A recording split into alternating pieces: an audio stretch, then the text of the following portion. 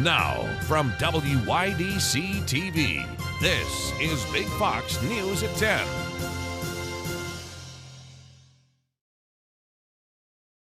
Thanks for joining us. I'm Ann Emanuel. Fire crews investigating a fire that broke out in Catlin Wednesday evening, killing one person. Witnesses reported visible flames and heavy smoke coming off the house on Pine Valley Road between Millport and Horseheads. Multiple fire crews responded at the scene and controlled the fire, but investigators say at least one person did die in that fire. One person and a cat were able to escape. The investigation continues into this fatal fire. Steuben County Sheriff's Office announcing 2 permanent openings for both full and part-time correction officers. Candidates must be over 18 years old, have a high school diploma or GED, a New York driver's license, and are interested in a career in law enforcement. The job has free on-the-job training, competitive wages, benefits, and state retirement.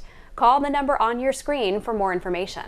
In Bath, a lit-up star on top of a hill at Mossy Bank Park serves not only as a Christmas celebration, but also a tribute. Our Sonia Ellison has the story behind the annual tradition. The Mossy Bank Star is visible from downtown Bath this time of year, overlooking the valley from the southern hills. And the star is on a pavilion there, which is a lookout where you can stand almost at the edge of the cliff and look out over the village. I really don't know the history about it. The 5-point lit metal star has been installed for the holidays 40 years now in memorial of the late Reverend Holland. Reverend Robert Holland was a beloved pastor here at the First Presbyterian Church in Bath who passed away November 1983. And so the church created this in his memory. And in later years was taken over by Bath Electric. Bath Electric gas and water systems workers install and maintain the metal and bulb seasonal landmark each year around the week of Thanksgiving. Over 70 bulbs illuminate the 12-foot metal sculpture. In 2019, the bulbs were upgraded to LED lighting for the star to be seen from even further away and reduce electricity. Though the star is a mostly seasonal monument, it was lit in June 2022 to show solidarity. It was lit up out of the season in blue and yellow in order to show support and sympathy for the Ukrainians. Those wanting to see the star up close for the holidays, just a reminder that the park itself, Mossy Bank, is not open for vehicle traffic at this time of year. You can walk in there, but hunting is going on. Beautiful thing to me. It really does kick off the Christmas season. Everybody looks forward to seeing it up there. In some ways, the Christmas season doesn't start until the star is lit up. Sonia Ellison, Big Fox News, Bath. On Christmas Day, First Presbyterian Church of Corning hosts a free ham dinner for all.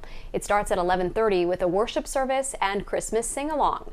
Dinner is served at 12 noon. Reservations are appreciated. You can reserve your spot by calling the number there on your screen by Tuesday, December 19th. Turning our attention to Washington now, and the U.S. House has now formally opened an impeachment inquiry into President Joe Biden. The White House calls it a political stunt. But as Doug Luzader reports from Washington, this almost assures that the investigation into the president and his family will extend through much of 2024. Republicans showed some surprising unity here on this vote, but this decision to move forward with an impeachment inquiry was directly along party lines. The resolution is adopted.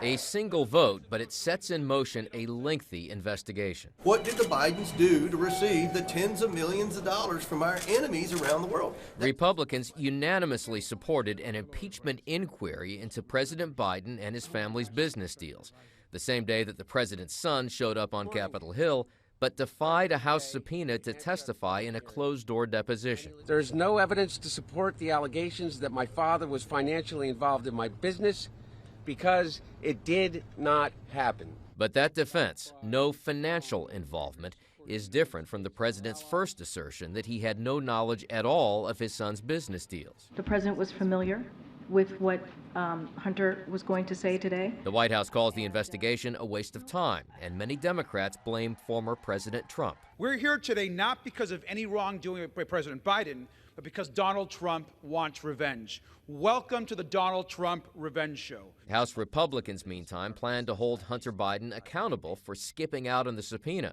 and there have been recent prosecutions for doing so. In my view, he's in flagrant contempt of Congress. But this is where things get awkward, because any effort to pursue charges against Hunter Biden would have to go through the Justice Department. In Washington, Doug Luzader, Fox News.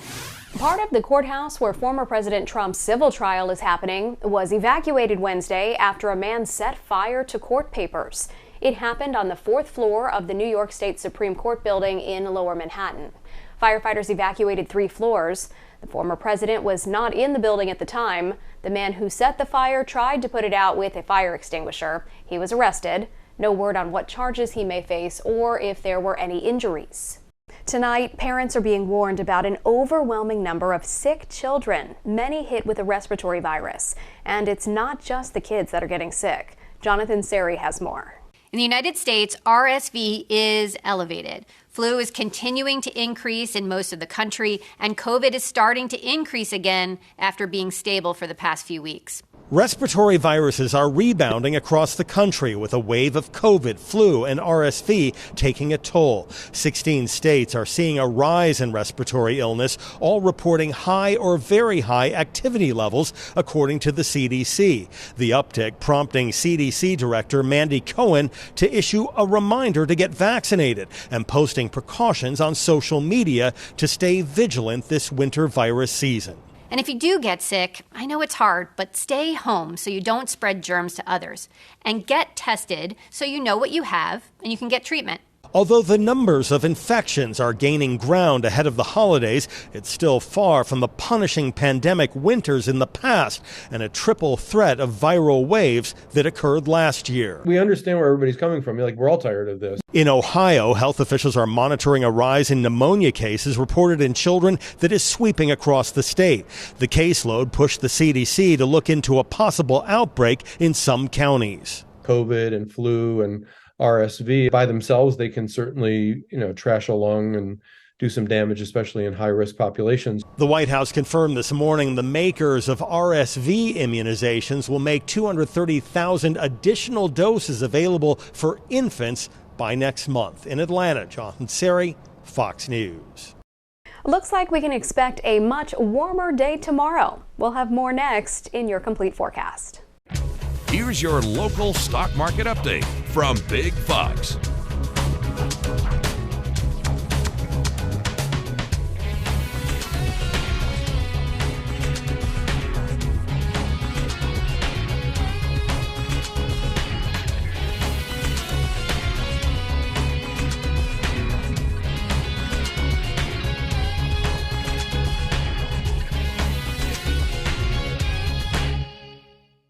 Now, your Twin Tiers forecast from Big Fox.